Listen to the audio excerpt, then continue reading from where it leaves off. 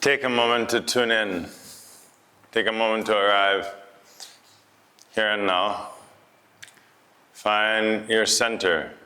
Find the center of your spine. Find the center of your cells, of your breath, of your mind. Organize your body. Like when waiting for a serve in tennis, you have a ready position. So come to this ready position. Quiet, focused, stable, and relaxed.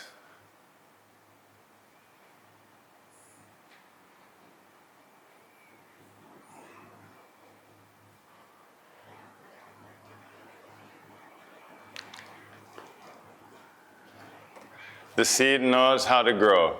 The seed knows exactly what to do every moment.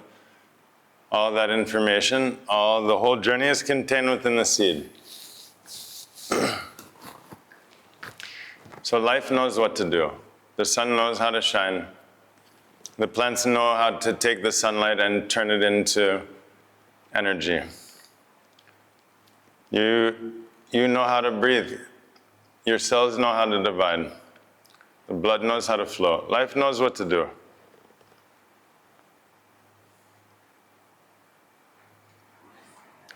So this path is called the natural path. We want to simply allow life to flow. Problem is when it's stuck, when the energy is stuck, when the river stops flowing, when the heart stops flowing, then we get stuck, and it creates big problems. So that's why we recommend taking a little time each day to clean your body, heart, and mind. The same like you clean your clothes every day. It's good, the clothes get dirty every day. You have to sweep your house every day. Even if you're not in your house, even if no one's in the house will get dirty, the house will get dusty. So what about your mind? Every day, so many thoughts, expectations, ideas, memories, so many conflicting thoughts, so many negative thoughts. For some reason, we always remember the negative stuff. So for sure, if my clothes get dirty, I'm sweating, it's dusty, then my mind also must be dirty. My teeth get dirty, I brush my teeth. You brush your teeth every day. But what about cleaning your heart? How often you clean your heart? If it's possible. If it's not possible, then it doesn't matter. Then we have plenty of excuses not to do it. If you can't clean your sheets, you can't clean your bed, you have to sleep in the same dirty, disgusting bed for years and years, then it's just how it goes. But if it's possible, if we can wash and release the pressure, the tension from all the thoughts and emotions and expectations,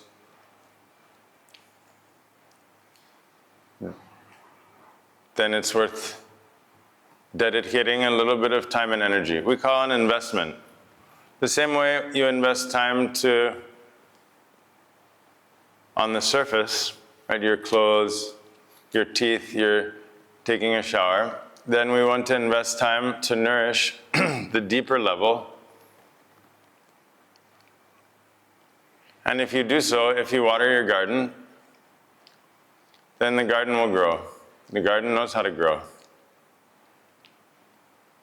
So that's why we recommend to dedicate a little bit of time each day. Recommendation is 2%. If you can dedicate 2% of your time to invest 2% of your life, your energy, back into yourself, then it will give you more than you can imagine. Really, that 2% of 24 hours is 30 minutes. So every day, if you have 30 minutes to water your garden, to tend to your garden, then your garden will start to flourish. It's not that you lose that time, because that time is beautiful. To be with yourself, to challenge yourself, to feel alive, to be still, to have breakthroughs, to be challenged. All of this is a great joy, learning. But then, even more, that 2% makes the other 98% equal to 1,000%. It increases the efficiency, your depth, your energy level, enhances your sleep, your digestion. The whole functioning of your organism is enhanced by taking time to tune, to tune yourself, to tune your body, heart, and mind. So it's not lost. The time is not lost. It's not a waste of time. Watching the videos on YouTube may be a waste of time. But tuning your body, heart, and mind, it's never a waste of time. Because there's two options. Either you're in tune or out of tune. There's no in between. Either you're centered or uncentered. And so we have to establish the habit of being centered instead of uncentered, of being in tune instead of out of tune. It's a habit. Anyway, whatever we do is a habit. We wake up all the time angry, or we're all the time bored, or we're all the time feeling fearful. This is just a habit. It's a habit. So, the same way that you may have, like, when playing a sport, like basketball, every time you throw the ball, it goes in the wrong direction, somehow. And so what to do? You have to practice every day to throw it correctly. Even if it's difficult or unnatural. And then if you do that again and again, every day for a month or 2 or 3 months, and eventually, automatically, you pass the ball correctly. You can't throw the ball incorrectly, like a baseball. You can't throw it properly. But if you try every day, if you train every day, through repetitive, experiential training, then for sure you can establish the habit of properly throwing the ball, properly catching the ball. So the same, how to be present, how to be centered, how to be authentic, how to listen, how to breathe, how to be creative, how to be playful.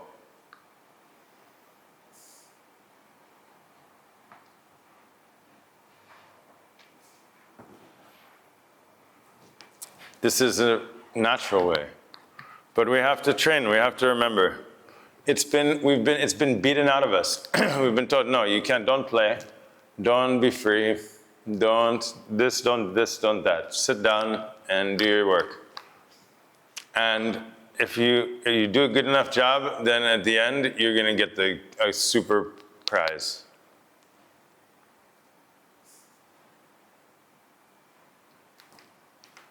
And so, little by little, we forget. So this is really a remembering process. And what is the remembering? Remembering to be present, remembering that you are present, not to be present. Actually, there's no one that can be present.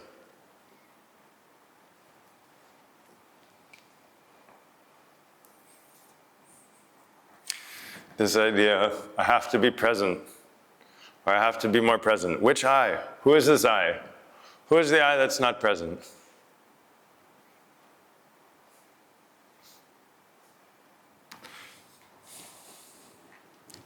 The I that's not present will never be present. Can never be present. Impossible for the false I to be present. And the true I is always present. The real I is always present. Where can it be other than present? So this is the trap.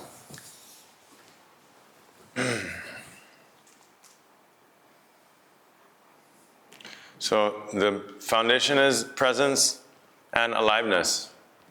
To remember that aliveness. Again, aliveness is not something that we have to find.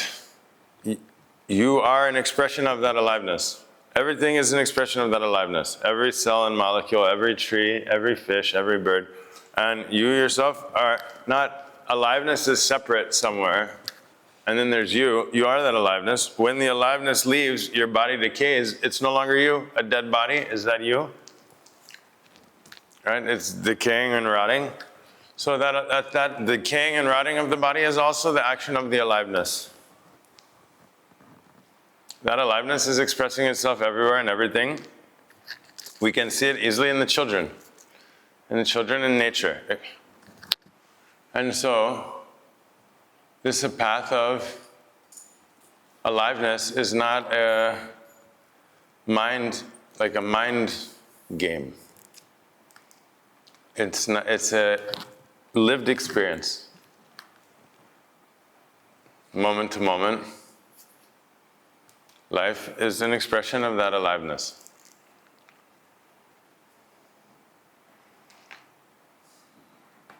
And so, when we can establish this foundation of presence, then each day becomes like a month, an adventure. Each day we discover and learn and grow, evolve, and have many moments, uncountable moments of beauty, uncountable moments of wisdom. A continual stream. Life becomes a stream of,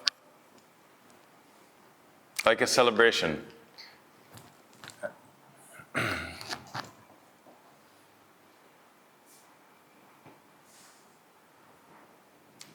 So that's why we recommend to take time to tune your instrument every day. Tune your instrument and warm up. It's reasonable. For a musician, it's expected actually. If you're a musician and you don't tune your instrument, that's very poor quality. And if you don't warm up also, that's very poor. It's a very lazy habit. Never tune your instrument and never warm up. Never practice. Even at the highest level of music, you're still practicing. You're still practicing the same scales, the same exercises. At the highest level of sports, the Olympic sports teams are doing the same drills and exercises that you were doing in the first year of learning the sport. There's not some big secret code that you need to learn. The secret is every day, repetitive training will lead to mastery. This is the way that leads to the mastery. The great musicians, the great artists, the great sports players, even if they're born with lots of skill and talent, still undergo the same rigorous period of training that continues throughout the life in order to maintain that level. Or we can just play ignorant level. Whatever happens to come out, whatever the instrument's in tune, out of tune, whatever sound, we don't even know. So mostly effect is on those around us. We're unconscious what we're playing. It's not so much, it's affecting us, yes, but it's affecting those around us, our family, our coworkers, the people that we meet in life. So if we want to be a source of goodness, of love, of support, we need to tune our instruments every day. And it only takes a few minutes, and it's enjoyable. It's great. It's a great joy. It's a joy to tune. It's a joy to be in tune. There's no greater joy. There's no greater happiness. There's no greater peace than simply to be in tune with yourself, to be in tune with life, to be in tune with this moment. This is all saying the same thing. Yourself, life, and this moment are not separate things. So to be in tune, when you're in tune, how do you know you're in tune? Because you forget about yourself.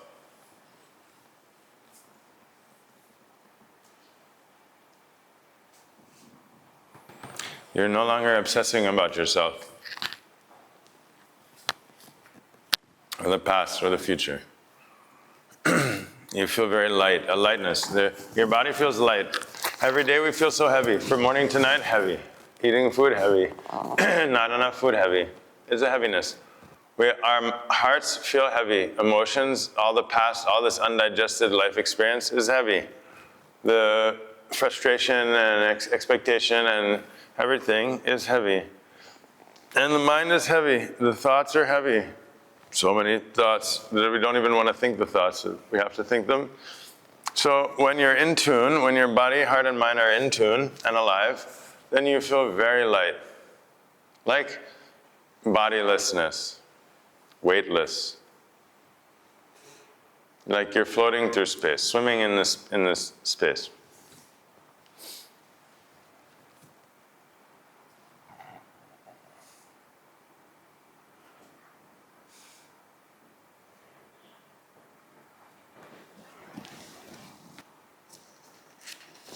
I have a few questions.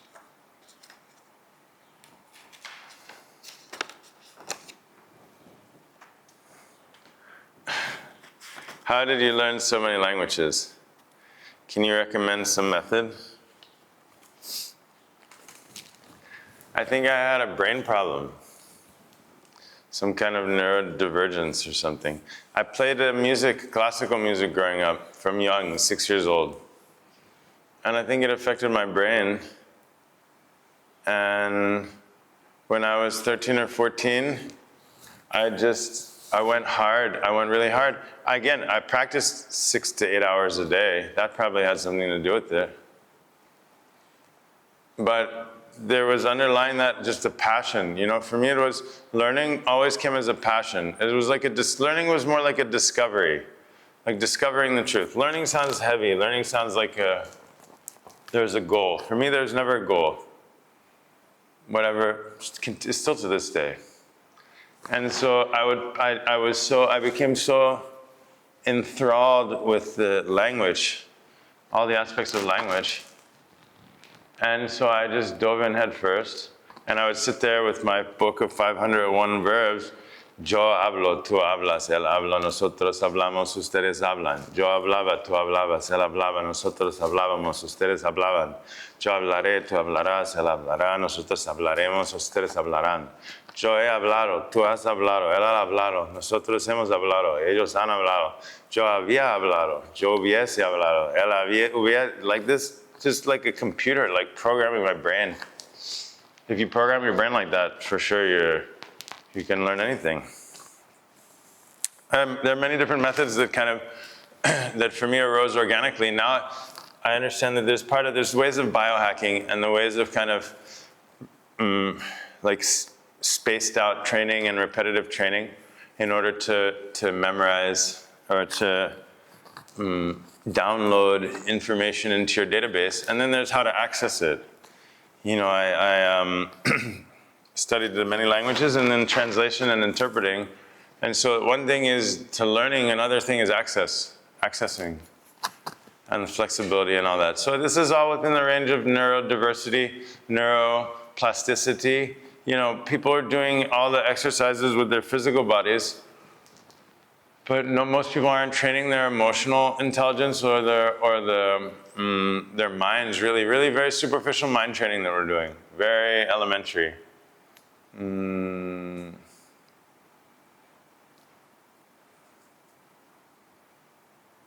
So I believe that it's possible to unlock the learning potential at any age. I don't, just because we start to shrivel up and stop being alive, then it's more difficult. When you're like half dead, very difficult to learn anything or to even enjoy anything.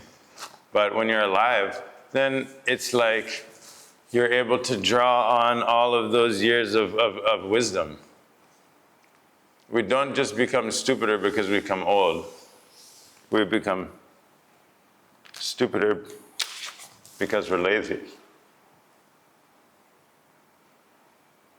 It's a kind of laziness. Lazy it sounds like a harsh word.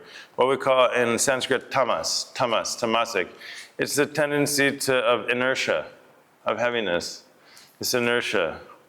And so because of the inertia, then it's very difficult to do anything. And that's why really the daily practice, please understand, it's not about attaining some perfect choreography, but it's by doing the practice every day and by being challenged, by being like, oh, it's difficult. But when you feel the difficult, you don't react. You just keep breathing, you keep your focus, you don't start spinning and distracting yourself with stories. You just stay present in the uncomfortableness. Then by doing that again and again and again, then you train your willpower in a daily life, then the normal shit, like normally a little uncomfortable, you just give up. Or you just, whatever, go the other way. But now that loses its power over you. You're grounded in your power and your center, and everything changes, 100%. This is the yoga, this is living the yoga in the daily life. It's not like breaking into a chaturanga and a downward dog in the middle of the street or the office.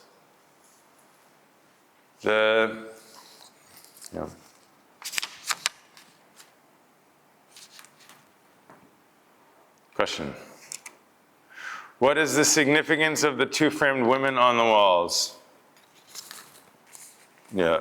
So they don't have, it's not a significance. These are my gurus. This is like my mother. These are my mothers. I have many mothers. In a sense, every enlightened sage is a mother. They always say the relationship between the sage and the disciple is of that of mother to child. So, but these also happen to be both females in their bodies. We have their biographies and autobiographies in the library if anyone's interested to read. But these are both two enlightened sages who have been looking after me for the last 20 years and looking after the center. I regularly go to spend time with them, wherever they are. And I'd say they're everywhere, really. And so this is like my family. This is like the ones who are looking after me and who are, by extension, looking after the center and us. Yeah. If I wanted to start a career in this field, where do I start? In this field, there's no careers. This is a lifestyle. I think before teaching anything, if I want to teach the violin, for sure, I want to master the violin first.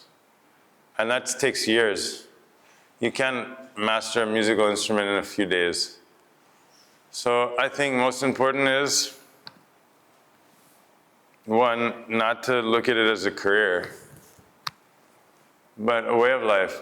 You know, once you have touched the depths of your soul and tuned, cleaned your body, heart, and mind, and tuned yourself and established that habit of being grounded and in tune, then the teaching will flow automatically. One will teach from that place of authentic experience. However, if we're just repeating nice words, right, that's not, we don't need any more people doing that. There's enough doing that already. No, this whole model of 3-week or 2-week or whatever training, I think it should be 2 years or 4 years maybe, 2 to 4 years. I'm going to start a teacher training in the next couple months, 1.5 years. But the key is practice. If you want to get good at anything, you have to practice. How much time you dedicate? Now I'm saying 2%. 2% this is the teaching for householders. Householder means people living a family life, people with a career. No? Anyone who wants to pursue the path of yoga, or whatever we call it, or to walk in the footsteps of the Buddha, or who wants to dedicate themselves and teach, I think the minimum should be 20%. 20% of the day is about 5 hours.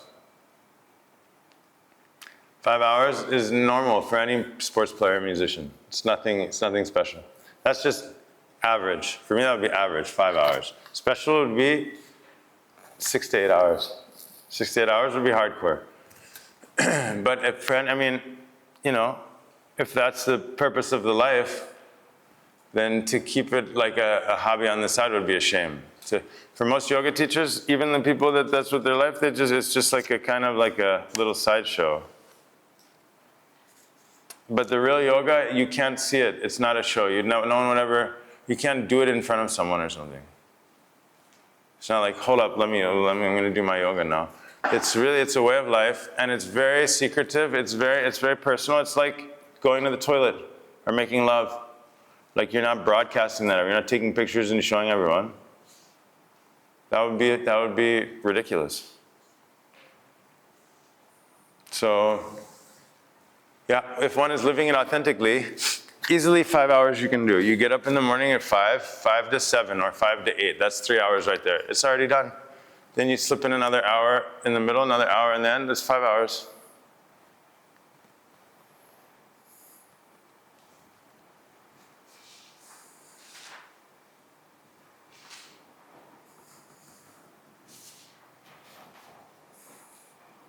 If you have that kind of depth and experience, then no one else has that now.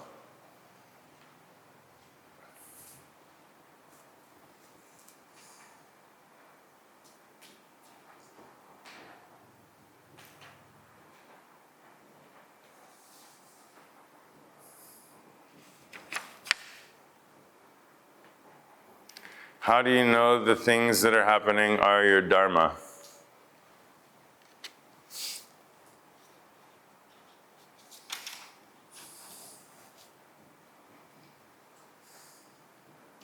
If you're out of tune, then everything you play will be out of tune. Everything is distorted. So as long as we're out of tune, then we don't know anything. What should I do? What should I eat? Where should I go? What should I say? What should I wear? Where should I work? Where should I live? Etc. It's never ending. It's never ending. We don't know anything. What should I do? So as long as we're out of tune, it's not even what's the dharma. Like, it's like what should I do with my life? What should I watch on? Where should I go? So the dharma is not personal. We want to know, it's always like, what about me, me, me, me, me? What about me? You know, okay, 8 billion people, there's a lot of ants and there's a lot of insects, but what about me? What about me? What about my dharma?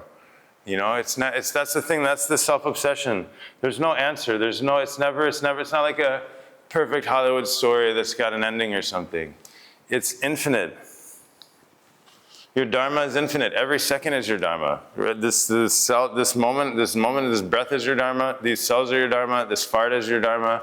This headache is your dharma. What's not your dharma? We're always looking at the story. We're looking for something else. We want something. We have an idea about some story, something that's the way it's supposed to be. And we're just going to sit and wait for it, and it's happening now. That's the trip. There's nothing that's not your dharma. Every moment is your dharma. When you're in tune, then you can be a little more sophisticated, a little more subtle. But the idea that my dharma is somewhere else, my real self is somewhere else, life is somewhere else, this is the problem. The dharma is to sit in the fire with this moment as it is.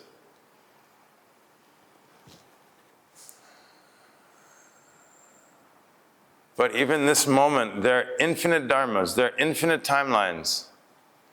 Oh, my dharma is to be sad.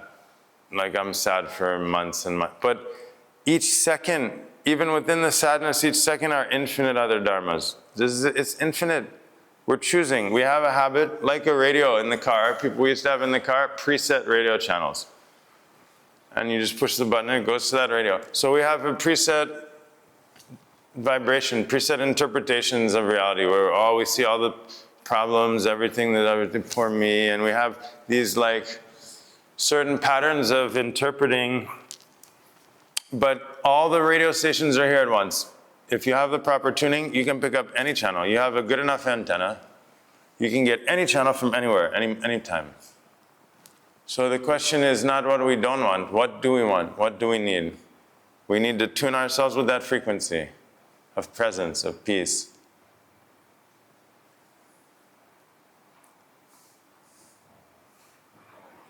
So for this tuning, you have to go into nature.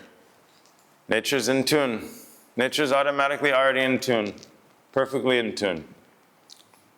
Only ones that are out of tune are the humans, the ones living with humans, or living in captivity, the same thing.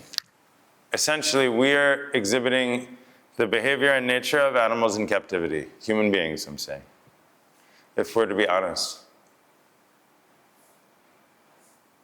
So, to come back into rhythm, back into tune, it's good to be in the nature. Less talking, less humans, less eating, less thinking. It's not necessary, all this mechanical thinking. We're thinking like someone drowning is like grasping for something. We're thinking this style, very, very,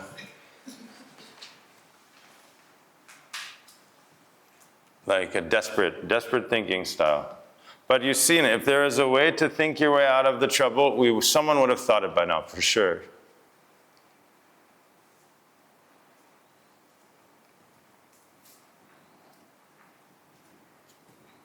If there was some way, for sure, some of these lawyers, some of these people who are they would have found the loophole, would have found some way to think their way out of this continual pressure and suffering and tension. There would be a way to think our way out of this idea that I'm not enough, think our way out of the fear, think our way out of the unknown. Someone, one of these books, in one of these libraries, in all the languages of the world,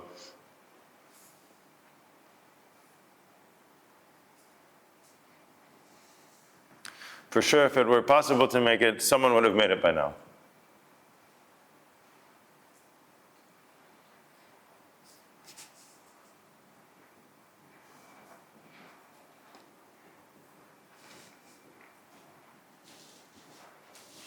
And so, we have a choice. Either we can just trudge forward and hope for the best,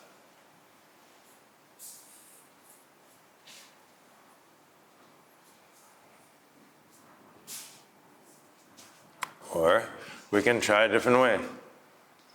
So this is a proposal that the goal is not over there, impossible to reach there, no one has done it, no one. So the goal must be here and now. So the approach, the path of here and now is completely different from the path of then and there. Completely different in every way. If the goal is over there,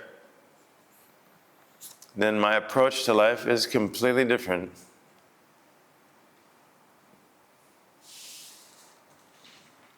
Than if the goal is here and now.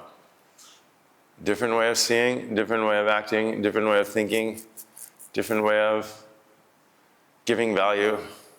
So we have to consider very carefully. It would be a shame to make a mistake. It's like misunderstanding the rules of the game and you're scoring on yourself, or you just keep kicking the ball out of bounds. You thought, oh, but I thought I was supposed to kick it that way.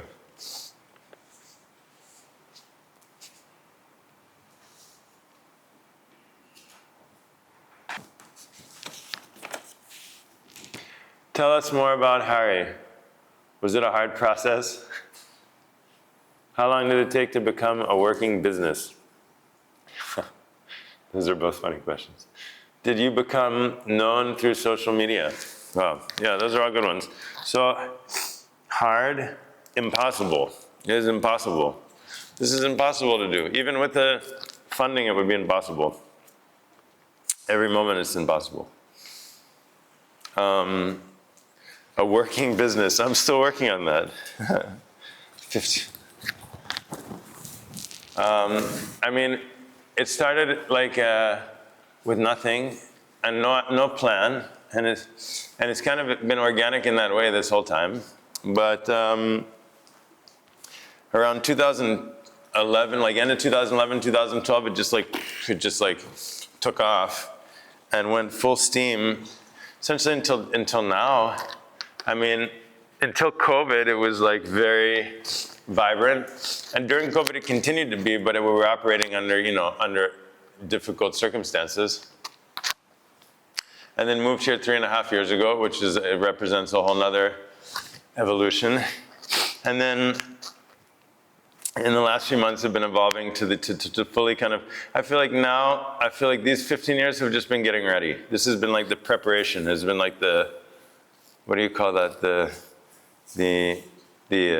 Before when you're practicing a play, when it's not the play yet, it's just the rehearsal, yeah, the dress rehearsal, something. 15,000 people or something. It's a lot of people. And so I've been able to repeat it. It's like playing, basketball, with playing over 500 times. And now I feel like I'm like ready to start teaching.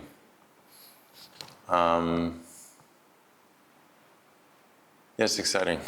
And the last one, social media, not yet. That's what I'm working on. No, I'm gonna do it on LinkedIn. I want to do it on LinkedIn. But it's happening. I mean, everything is happening organically in its own way. The only reason that I want to be more known is so that I can, people will know about the place and it'll be full all the time. And then I won't have to, be playing with Google Tag Manager and, analytics and all this nonsense. It's crazy. You guys have no idea what, in between the lines. Next question. Why do we have incense burning? So, nowadays, everything is for sale. Everything is time is money, and we gotta go, and so there's no more what we call sacred moment or sacred time, this time outside of time. Before, it wasn't we weren't fully plugged into the system and busy all the time. But there used to be a lot of time outside of time, what we call the divine time or holy time, sacred time. The Sabbath, they call it in the Jewish tradition, Shabbat, Sabbath. It means outside of time. Outside of time, within time, we have lots of responsibilities and pressure and schedule and everything, go. But this is a different time. This sacred time is time where we're, free, in a sense, free, or should be more free. And so, there are different ways to create that. One is through the daily practice. Another is through creating a space like an altar, for example. An altar is just a place where you gather your energy, where you have some items that your power items or things that are important to you, like pictures of your guru, like different precious stones and gemstones and things, flowers, different bells and sounds, different things. Can be feathers, seashells, precious metals, different things. And so all traditions have this, really. All the traditions all across the world have the altar, sacred place, ritual, different rituals. This is a question of creating rhythm and structure. At certain times of year too, we had different rituals. At certain times of day, the morning, the night, the midday. Certain times of year for the harvest, for the rainy season. Today is a big day. Today is Guru Purnima. Today is a big full moon. In Cambodia, they celebrate for the Buddha. Maybe Buddha is giving his teachings. But in India, this is Guru Purnima, the day to celebrate the Guru. Usually I'm in India this time. And so, we have earth, air, fire, water, and space. These are the 5 elements, the basic building blocks of life. Physically, emotionally, psychologically, everything we have these elements. And so all the elements are represented on the altar. The incense is air. Flower is space. The water is generally some water, some Ganga Jala water. Fire is the lamp. And really, the lamp with a wick, oil lamp with the wick, is infinitely superior to those tea lamps, energetically. And then finally, the earth. Earth can be something like, in India, often sandalwood, paste, kumkum, something, wood, something. So if we have these elements, it's good that we respect. It's like a kind of respect, like we respect our parents. So also, earth is my mother. Earth is my father. Fire is my mother. Water is my mother. Without water, I don't exist at all. Impossible for anything of life to exist. Not even me. That's the thing. It's not about me. We always want to find the answer. What about me? What about me? There's no answer. It's like, what about this cell? What about this cell here in my arm? We're just one cell in the infinite body of the universe. What about this cell in my arm? What's its dharma supposed to be? What's it going to be when it grows up? Something. You see, we're taking it too seriously, and we're too obsessed with ourselves. We all know the final outcome, so it's not meant to be so serious. How has daily meditation changed your life? How hasn't it changed my life? Gosh, it's every day it's changing every moment is changing my life. It's like walking around blind or then seeing. Now you can see. You're like, how does seeing change your life? Or someone whose eyes are completely foggy and then they get the eye surgery. And it's like, how has it changed your life to be able to see? It's like that. It's as different for sure. If we see everything false and then see things as they are, it's like, yeah, you're blind and then all of a sudden you can see. So it would be impossible for me to list the ways. It's like you can't taste the food and all of a sudden you can taste your food.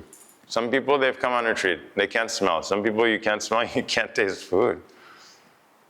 Only a few people I've ever met, but it's true. But then imagine all of a sudden you can taste the food. How could you describe that? How can you quantify?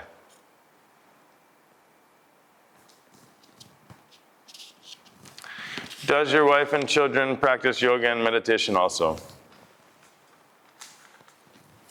So the practice of yoga and meditation is not important. What's important is to be in tune, to live in tune, to have a lifestyle that is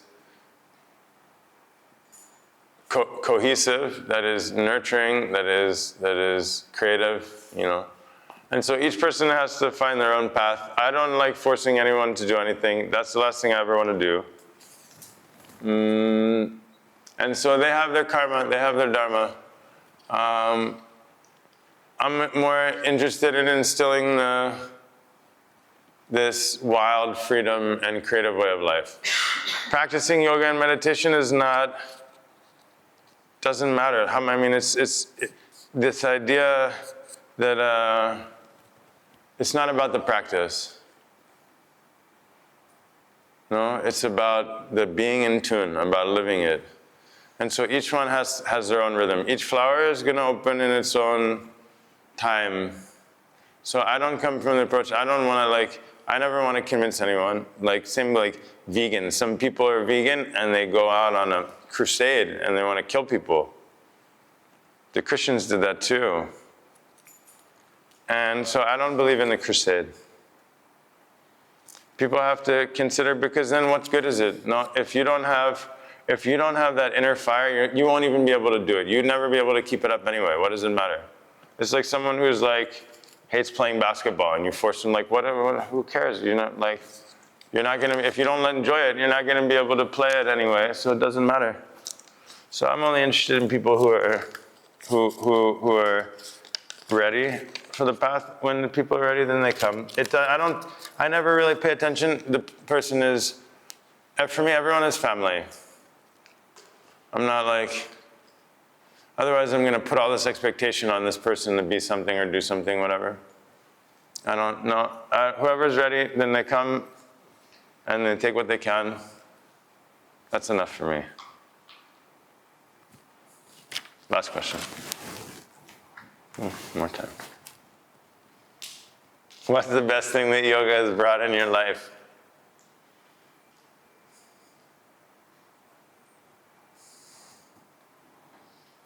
Again, the question, what is yoga? Is yoga sitting forward bend?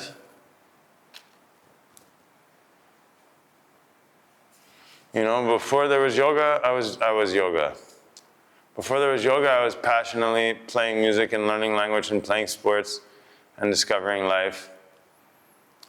Then yoga has just enhanced everything. The yoga is for me, yoga is like gardening. If you water the garden and give the nutrients, then how does it improve the garden? If you pay attention to the garden and you love your garden, and you spend time every day in your garden, and you pull the weeds, and you take care of the soil, how does it change? How does it change the garden? How does it change your life?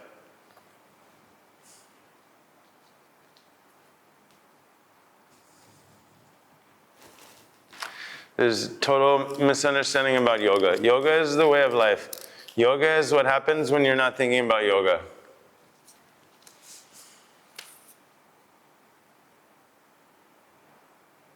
I never went to yoga class.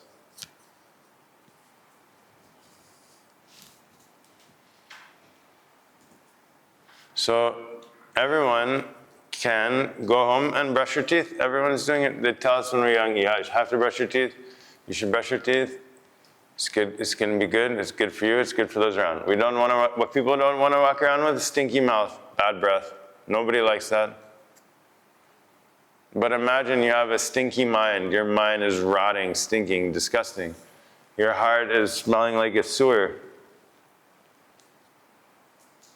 But we don't pay attention. We don't give any energy to that, just the surface.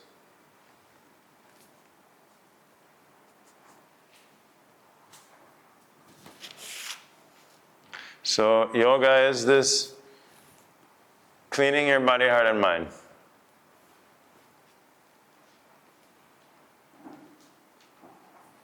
Tuning your body, heart, and mind. Then you're in tune, and you're done. Then yoga is living daily life. The tuning should be the least part. The focus is not on the tuning. Yeah, you have to train. You have to tune. Then you tune, you forget about it. Then your life becomes the field of yoga. Everything you do, every interaction, everything you say, everything you see. And so much will happen in one day. You can't even keep track. So many realizations, so many discoveries, so many moments of wisdom, so many moments of beauty,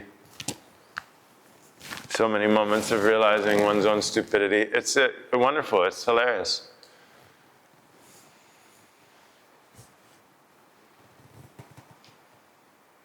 So the only thing I can say is given me everything. But it is everything. It hasn't given me anything because that which is. It's not something separate or extra. It's not like the yoga is coming down and then it wasn't here and now it is here. The garden, the aliveness in the garden is already there. You can nourish that aliveness or you can just let it turn into weeds. So in the same way, the power of yoga is already within you, but you can go untapped. You can just let it, you can just whatever goes, or you can nurture and nourish through training, through practice, and then make it a habit. Make it a habit that I'm grounded and centered and focused. The same way it's a habit that I'm distracted and lazy and anxious, that I'm confused, I don't know. No, make it a habit of being present in the not knowing. The not knowing is a superpower.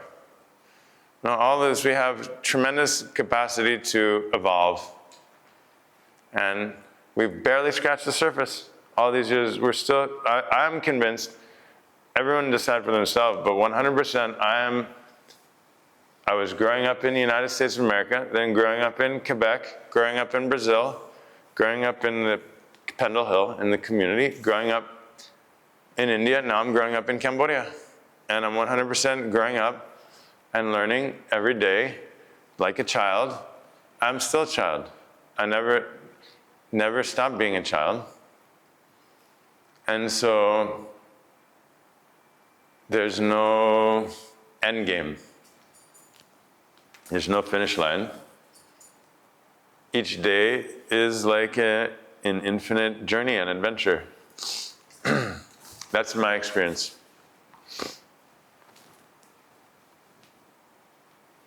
And so,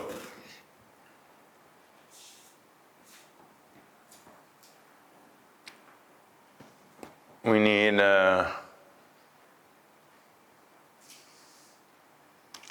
proper technique for cultivating a healthy life.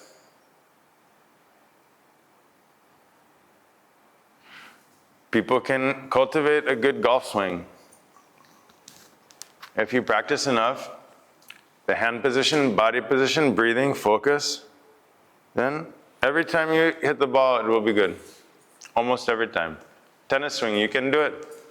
Every time you hit the ball, proper spin, making contact at the proper point, placing the ball at the proper depth. We can do it. That's very complicated. You can take the bow and you can put on the strings and you can make sublime sounds with practice, with training. So you're telling me we can't train to be authentic? We can't train to be centered and present within ourselves? We can't train to be focused and deep? It's so natural, it's so easy, but for whatever reason, the same things that we apply to every other field of science and art. You want to become a good potter, you want to become a good poet, you want to become a good translator, you want to become a good basketball player, you're training, regular, repetitive daily training, whatever you want to do. But yoga, it's like, take a class now and then, try to prove that you can do it. You know, it's just a sideshow. If you apply yourself in the same way that one is applying themselves to all of these things, like hitting the golf ball, at best you play golf once a day, maybe. That's a lot. That would be a lot. If you golfed every day, that would be a lot. You're probably going to play golf once a week. You know, the violin, you can play it maybe an hour a day or something, a couple hours a day. But you have to play yourself 24 hours a day, 7 days a week. 24 hours a day, you be yourself. So any small improvement in your skillfulness, in your understanding, is going to make a massive difference in the quality of your life. People spend years and hours and years studying golf, studying tennis, just to play for a little bit. So how much is it worth to train to be yourself? If you're already good, if you're already grounded at ease, at home within yourself, then forget about it. This is meaningless. However, if you feel disconnected from yourself, if you don't feel at peace within yourself and at home, then for sure, this is important. This is maybe the most important for quality of life. So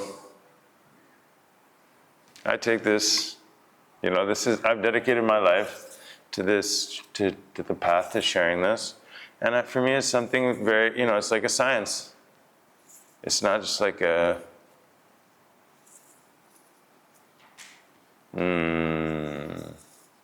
whatever else you call that.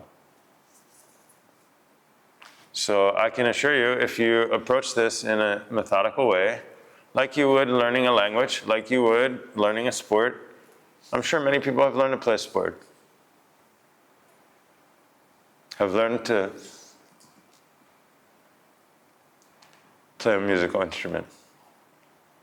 And so if you apply that same understanding to being yourself,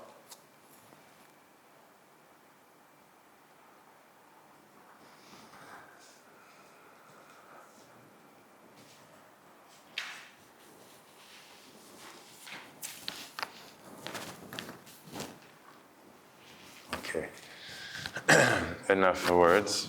Let's take a moment again to be quiet. Come back to center. You have to train again and again. The good news is, most of the life we're sitting down, right? Almost all day. So you have plenty of opportunity when you're sitting, not meditating, but when you're working or eating or watching TV, come into meditation posture. If you need your stool, you need whatever you need. You have that accessible, and do that 4 times a day, right? If you could say you can only sit for like 12 minutes, and then it becomes very painful. So 12 minutes, 4 times a day, anywhere you're sitting. And this is healthy when we're not collapsed and hunched over and all twisted. This is for the biologically and at the electromagnetic field and for the hormones and everything. This is very healthy for your breath, for the pressure, for your brain and nervous system. Just to sit in a state of grounded, stable presence is very good. So you do that and you eat or you watch TV, whatever you do. You do that 4 times a day. Then after a week, or maybe 10 days, it becomes like, 13 and a half minutes you can do now. It's increased 1.5. So, okay, now 13 and a half minutes, you do it a bunch of times. You can do it more. Say you can have extra time, you can always do it more time. It's never a problem. and so on and so forth. Eventually, it becomes like 20 minutes, 25 minutes, 30, and then you're reprogramming your muscle memory, that's all. Otherwise, if you don't do that, then you're always just like, right, the spine is collapsed. It's a completely different energetic system when your spine is engaged, when your spine is collapsed. So you have to train until it becomes a habit. Or not. But that's the proposal. This is the hypothesis. Now, each one of us, we have to find out for yourself. So sit up tall, close your eyes, turn your eyeballs to look up at the top of your head. Taking a few long, slow breaths.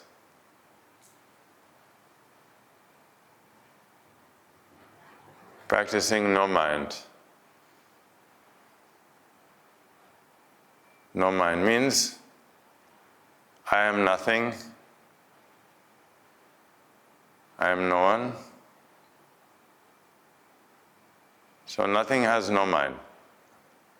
So first become nothing, and then the nothingness has no mind.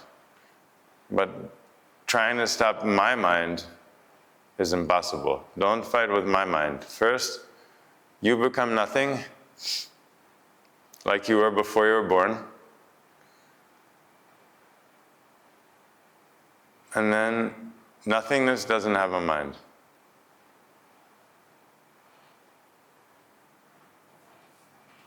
This is the shortcut. Otherwise, you have to unravel your whole mind from beginning to end.